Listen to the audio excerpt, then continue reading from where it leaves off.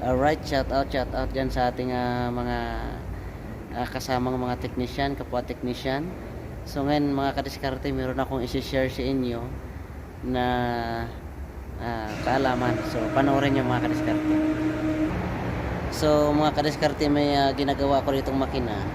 So isi-share ko lang sa inyo. Ito misfire to loss compression yung number 2 cylinder. So ito yung mga kadiskarte, yung kanyang problema. So papakita ko sa inyo.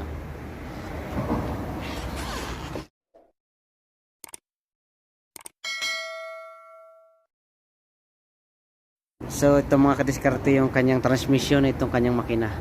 Yung cylinder head niya nandun sa kabila, ililik test din natin yun para makita din ninyo yung problema niya. So nalik test ko na nung nakaraan. Singaw yung kanyang exhaust na valve at saka intake, lahat. So ang napuruan pala mga kadiskarte, hindi ko sana tatanggalin yung yung cylinder head hindi ko sana tatanggalin pala yung kanyang piston, kasi akala ko cylinder head lang yung problema. Kaso nga lang, may nakita akong yung guhit dito. Ito hindi ko alam kung makikita sa camera. Ayun. So nagduda ako sa number 2. So hindi ko sana tatanggalin, kasi akala ko cylinder head lang yung problema.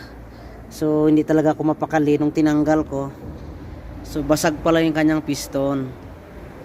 Ayun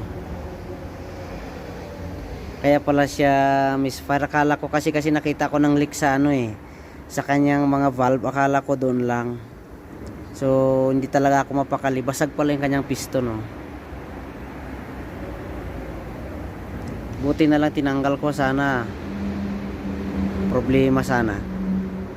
So ganun talaga yung maganda siguro talaga sa ating mga kapwa technician, lalo na yung mga ito, bago pa nga tong makina for 50,000 pa lang yata itinakbo nito hindi ko matandaan, 50, 60. So lalo na sa mga lumang makina natin, so kailangan talaga natin na tanggalin lagi ito. Pag nagtanggal natin ng cylinder isama na natin to, kasi minsan makikita natin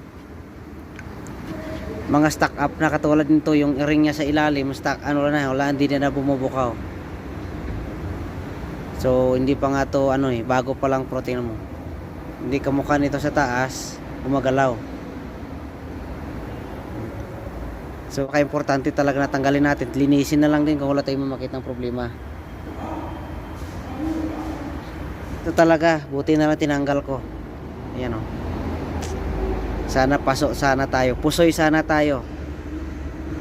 Ayan.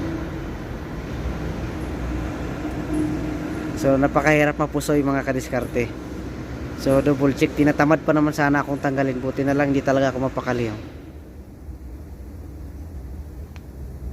Ayan. So ito yung kanyang flywheel. Ibang klase kasi mga kadiskarte yung dual clutch niya hindi siya kamukha sa ibang mga dual clutch. So yan, hinahanap ko kanina yung first time ko kasi tanggalin tong ganitong transmission. Hinahanap ko yung tornilyo dito, torque converter, wala pala siya. So ito lang yung mga ngipin. Yan, yung mga ngipin na yan, ito lang yung pumapasok dito. So first time ko kasi nagtanggal, kaya hindi ko siya masyado kabisado. Tinanggal ko yung cover sa ilalim, hindi ko makita yung kanyang tornilyo, wala pala siya tornilyo. Ayan, ito yung X70, itong ating transmission, ang ating sasakyan. So ito yung kanyang makina. Pinatay natin ang ilaw dahil break time na so ito yung unit natin. Ito yung last time na kinompression test ko na loss compression yung number 2.